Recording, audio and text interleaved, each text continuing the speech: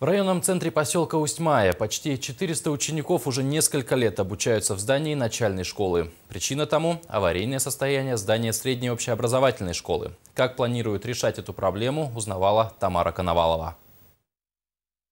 В октябре 2012 года была забита первая свая под строительство Усть-Майской средней общеобразовательной школы на 400 мест.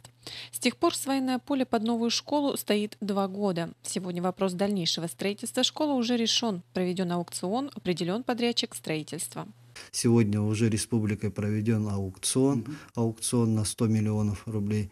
Сегодня уже определен генеральный подрядчик Кинг-95. Уже в 2015 году к осени должна быть коробка под крышу трехкаменного здания школы, а на 2016 год у нас остается только внутренняя отделка и начинка, оснащение.